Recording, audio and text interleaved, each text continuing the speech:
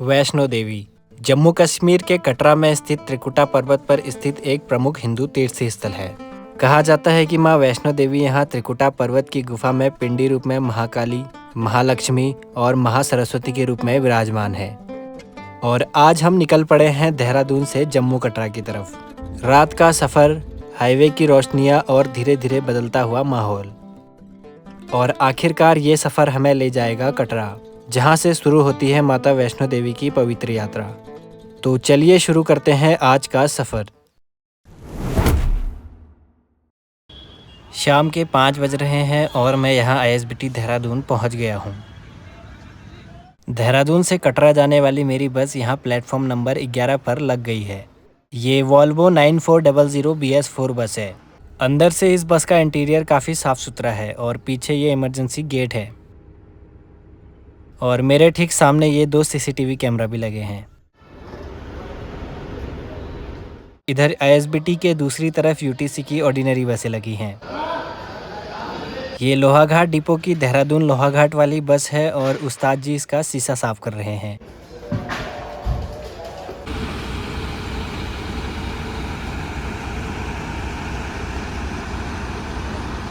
आज हमारे साथ कंडक्टर रमेश चंद्र मिश्रा जी हैं, जो यहाँ यात्रियों को ऑफलाइन टिकट दे रहे हैं, और ड्राइवर कपिल राणा जी भी अब ड्राइविंग सीट पर आ गए हैं। इसके बाद फिर ठीक 6 बजे हमारी बस अपने निर्धारित समय पर यहाँ से कटरा के लिए रवाना हो रही है।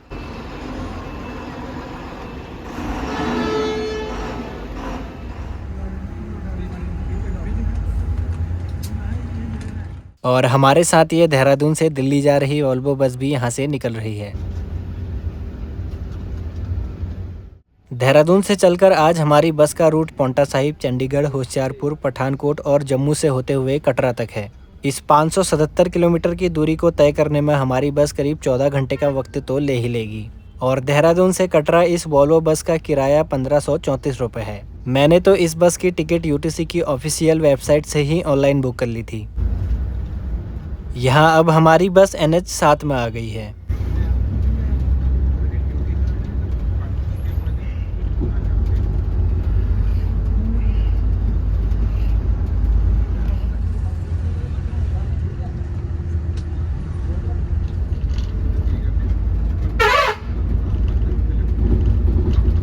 फिर जल्द ही हमारी बस पहुंच गई हरबटपुर बस स्टेशन। यहाँ हमारे कंडक्टर काउंटर पर बस की एंट्री करा रहे हैं और अब बस यहाँ से आगे निकल रही है।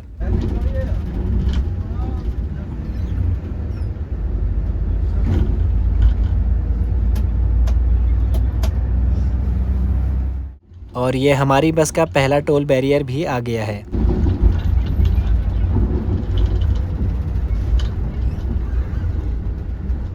अब देहरादून शहर पीछे छूट चुका है तो सड़कें भी शांत हो गई है और हमारे ड्राइवर भी एकदम स्टेबल स्पीड मेंशन कर रहे हैं।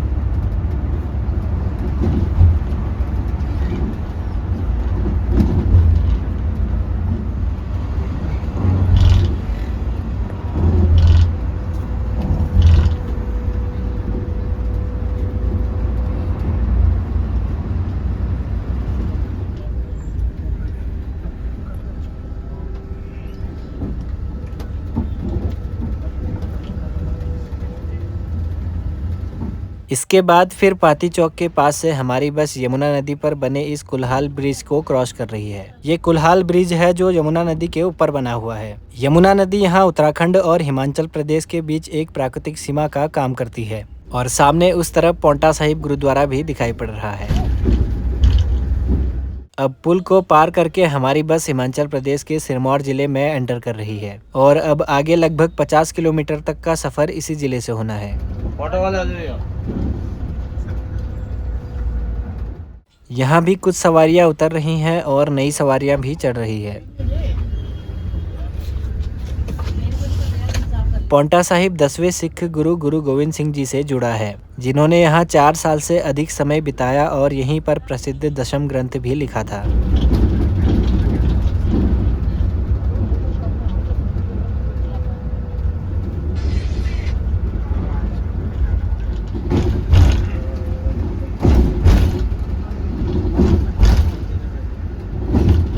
अब हमारी बस शिवालिक पहाड़ियों की तलहटी से होकर गुजर रही है और घना जंगल भी शुरू हो गया है।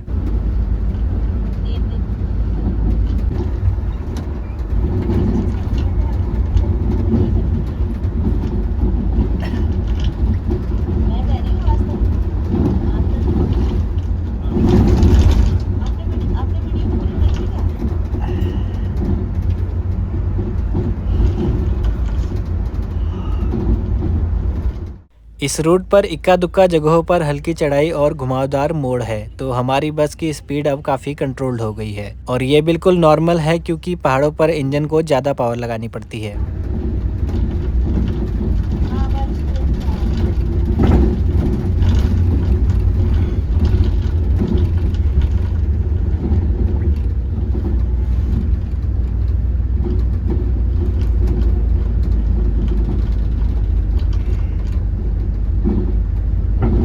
फिर यहाँ इस तिराहे से हमारी बस लेफ्ट साइड काला अम्ब की तरफ मुड़ गई। राइट साइड की सड़क नाहन के लिए जाती है, जो कि यहाँ से करीब 3 किलोमीटर की दूरी पर है और यहाँ से हल्की उतराई भी शुरू हो गई है।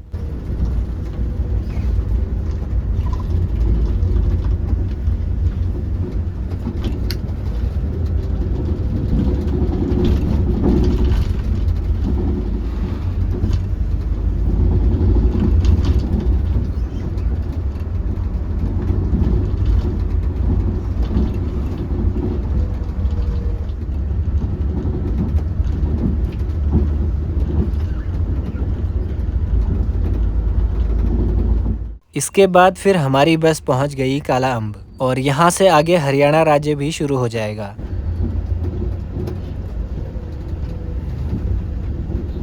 इधर लेफ्ट साइड पर जगाधरी और बिलासपुर के लिए रोड डाइवर्जन हो रही है और हम फिर से पूरी तरह से मैदानी इलाके में प्रवेश कर चुके हैं।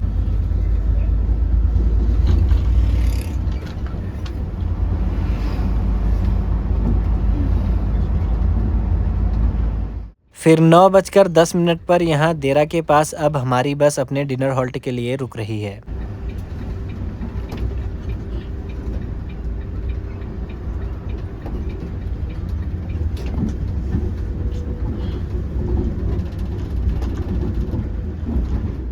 और इधर ये राम दलाल की बस भी रुकी हुई है।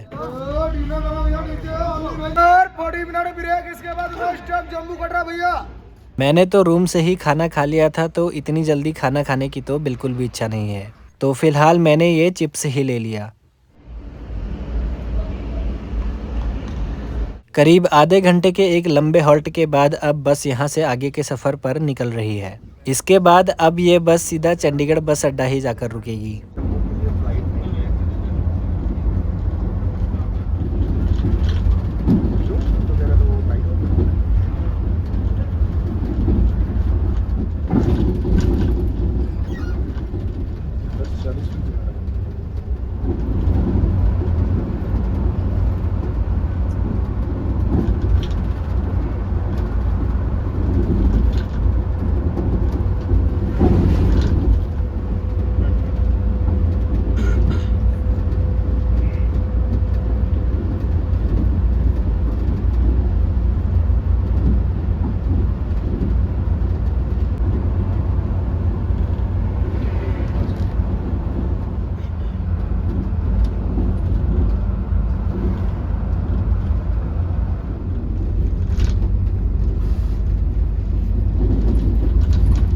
दस बजकर 40 हो रहे हैं और हमारी बस चंडीगढ़ में प्रवेश कर चुकी है। चंडीगढ़ भारत का एक केंद्र शासित प्रदेश और पंजाब और हरियाणा राज्य की संयुक्त राजधानी है। हमारे सामने ये एचआरटीसी की हिमसुता बस भी चल रही है। इस वक्त हमारी बस यहाँ रेड लाइट पर खड़ी है और चंडीगढ़ का ट्रैफिक सिस्टम काफ़ी डिसिप्लिन्ड माना जाता है। यहाँ की रोड्स बिल्कुल प्लेन्ड है, स्ट्रेट, वाइड और सेक्टर्स में डिवाइडेड। और सबसे खास बात तो ये है, यहाँ ट्रैफिक रूल्स काफ़ी स्ट्रिक्टली फॉलो किए जाते हैं।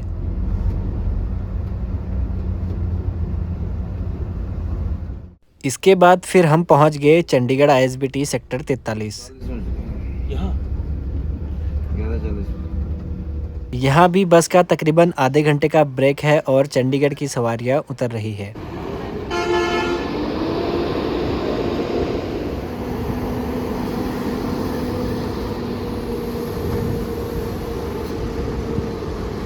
फिर 11:42 पर हमारी बस यहाँ से भी रवाना हो गई और अभी हम NH5 से आगे जा रहे हैं।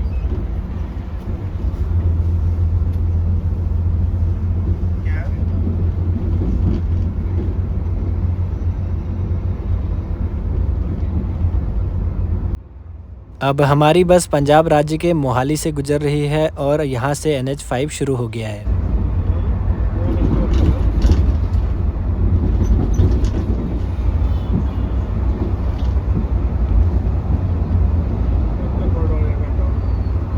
फिर यहाँ खरड़ से हमारी बस NH205 पर आ गई।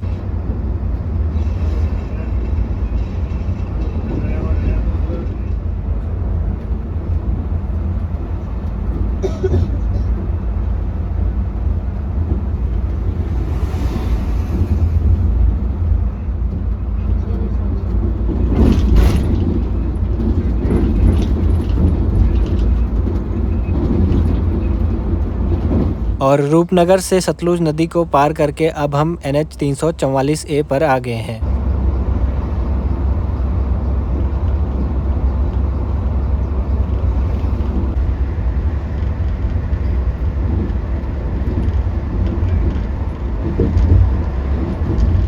अब हम बलाचौर से आगे निकल चुके हैं और हमारी बस स्टेट हाईवे 24 से होशियारपुर की तरफ आगे बढ़ रही है।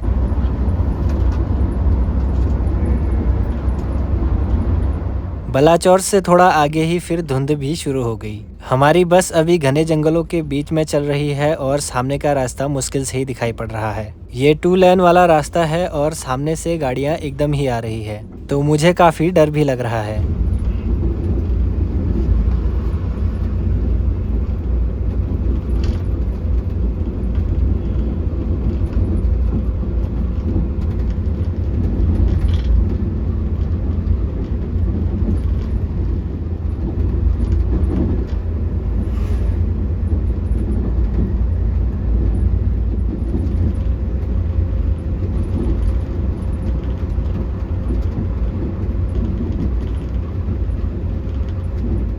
एक 1:44 पर हमारी बस पहुंच गई गढ़शंकर।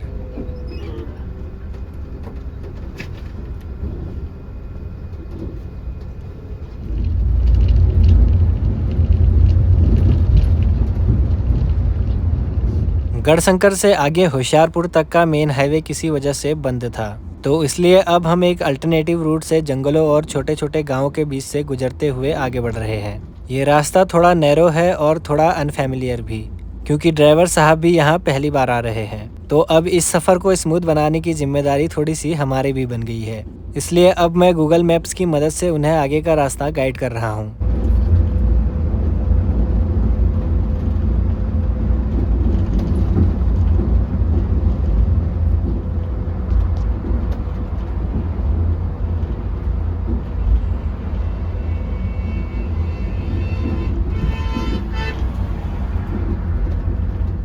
अब हमारी बस माहिलपुर को पार कर चुकी है और हम एक बार फिर से SH24 पर वापस आ गए हैं। माहिलपुर के पास से ही गढ़शंकर तक का पूरा स्ट्रेच बंद था, जिस वजह से हमें गांव के रास्ते से एक लंबा डाइवर्जन लेना पड़ा, वरना अभी तक हम होशियारपुर क्रॉस कर चुके होते। इसके बाद अब हमारी बस पहुंच रही है होशियारपुर।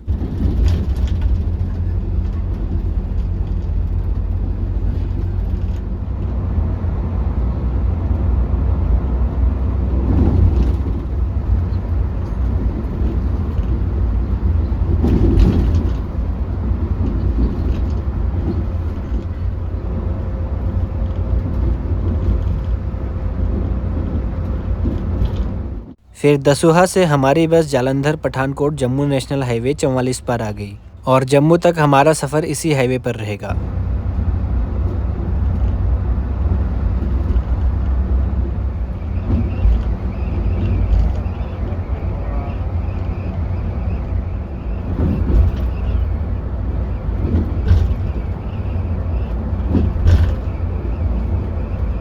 फिर यहाँ डमतल के पास से हमारी बस हिमाचल प्रदेश के कांगड़ा जिले से गुजरते हुए आगे बढ़ रही है। सिरमौर के बाद अब जाकर हम हिमाचल प्रदेश से दोबारा गुजर रहे हैं।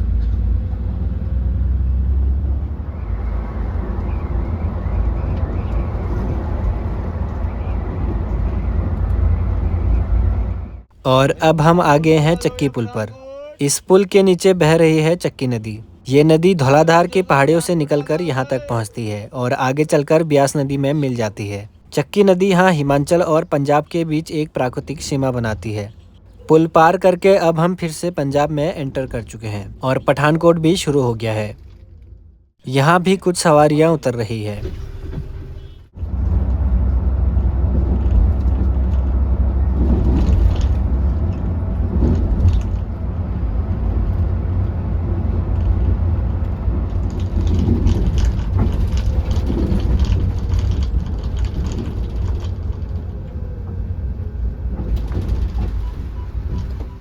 अब हमारी बस पंजाब राज्य के आखिरी इलाके माधोपुर से गुजर रही है।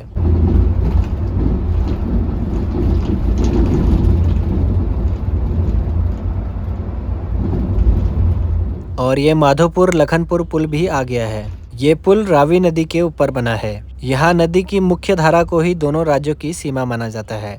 पुल का पिछला हिस्सा पंजाब के पठानकोट और पुल के बीच का उस तरफ का हिस्सा जम्मू कश्मीर के कठुआ जिले में आता है।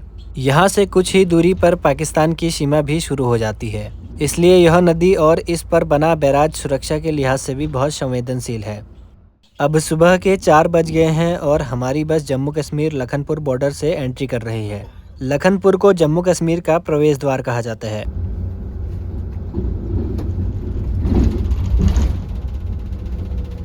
यहाँ पुलिस द्वारा बसों की चेकिंग भी हो रही है।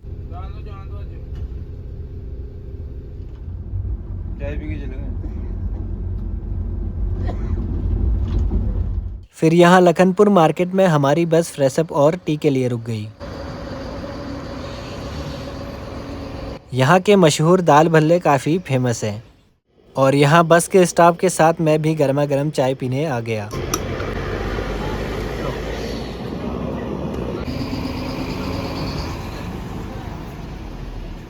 करीब 15 मिनट रुकने के बाद हम आगे चल पड़े।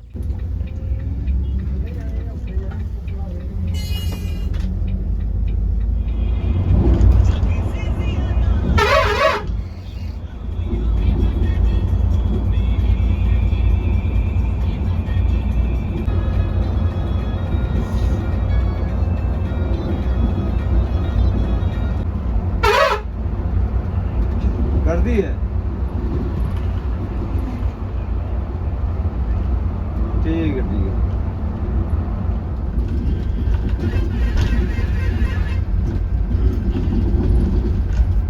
अब उजाला भी होने लगा है और कुछ ही देर में हम जम्मू पहुंचने वाले हैं।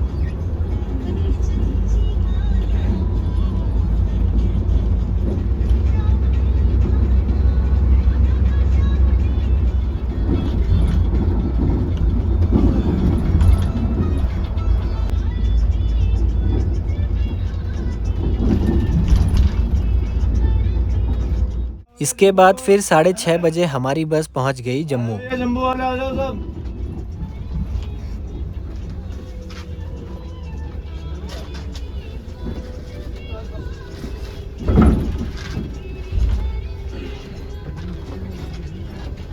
और यहाँ ज्वेल चौक के पास पर जम्मू की सवारियाँ उतर रही है।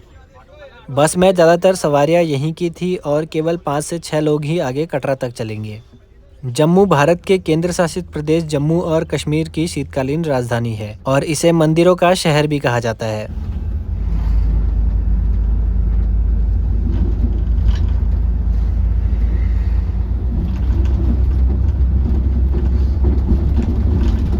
ऐसा ऐसा बैठ गए। अब हम कटरा की तरफ आगे बढ़ रहे हैं और पहाड़ी रास्ते भी शुरू हो गए हैं।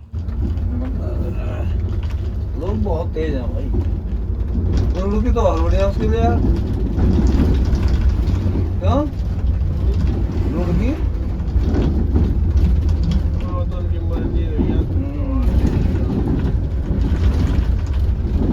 जो आदमी ज्यादा आ गया जाता नहीं।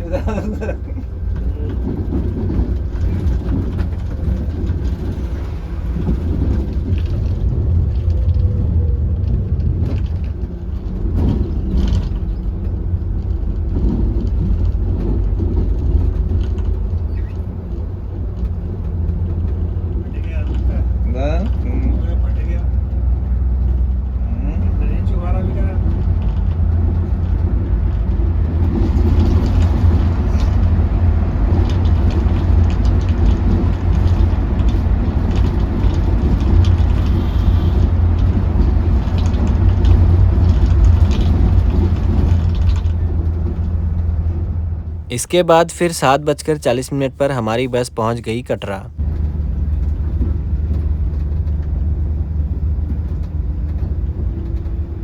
और अभी नवरात्रि की वजह से ऊपर बड़ी गाड़ियों की एंट्री बंद है, तो हमारी बस यहाँ पार्किंग की तरफ मुड़ रही है।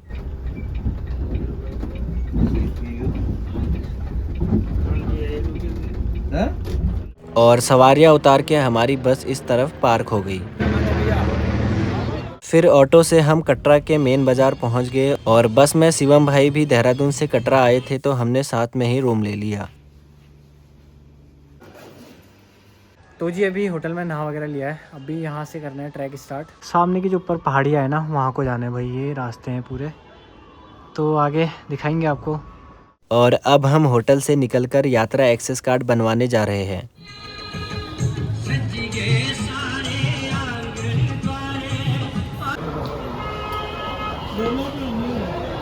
फिर यहाँ इतनी लंबी लाइन में लगने के बाद हमें यात्रा कार्ड मिल गया। और मुझे थोड़ा भूख लगी थी, तो मैंने ये छोले कुलचे लगवा लिए। फिर कुछ किलोमीटर आगे जाने के बाद अब हम मेन एंट्री गेट से अंदर जा रहे हैं। माता वैष्णो देवी की पैदल यात्रा यहीं से प्रारंभ होती है। यहाँ से माता के दरबार की दूरी लगभग 14.5 किलोमीटर है। कटरा से थोड़ा ऊपर आते ही बाणगंगा आता है।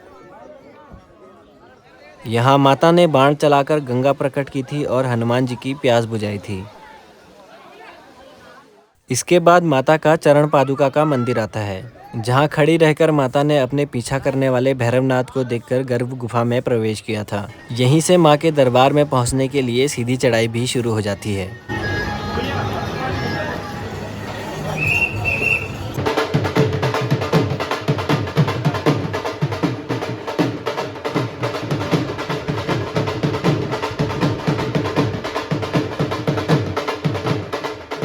और अब हम काफ़ी ऊपर आ चुके हैं और सामने माँ शेरावाली का दरबार भी दिखाई दे रहा है।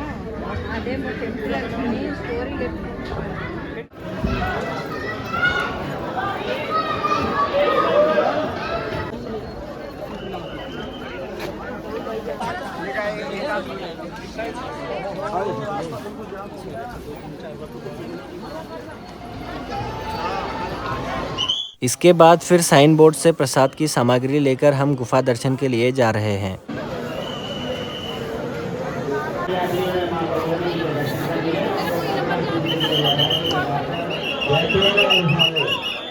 यहाँ फ़ोन बिल्कुल भी अलाउड नहीं है, तो इस वजह से हम यहाँ लॉकर्स में अपने फ़ोन रख रहे हैं। फिर माँ के पिंडी रूपों के दर्शन करने के बाद हमने भैरवनाथ जी के भी दर्शन किए, क्योंकि उनके दर्शन के बिना ये यात्रा अधूरी मानी जाती है। दर्शन के बाद हमने हाथी मत्था वाले रास्ते से उतराई की और यहाँ साइन बोर्ड की तरफ से भंडारा भी लगा था, तो हमने यहाँ भंडारे का भी आनंद उठाया।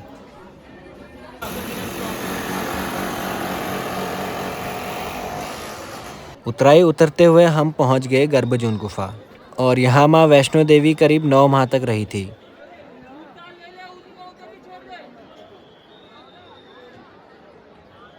अभी यहाँ काफ़ी भीड़ है और दर्शन का हमारा नंबर कल शाम तक ही आ पाएगा, तो हम फिर से वापस कटरा की तरफ चले गए। उम्मीद है दोस्तों, देहरादून से कटरा माँ वैष्णो देवी की ये यात्रा आपको पसंद आई होगी। आप YouTube के थैंक्स बटन के थ्रू भी मेरी सहायता कर सकते हैं। वीडियो पूरा देखने के लिए धन्यवाद।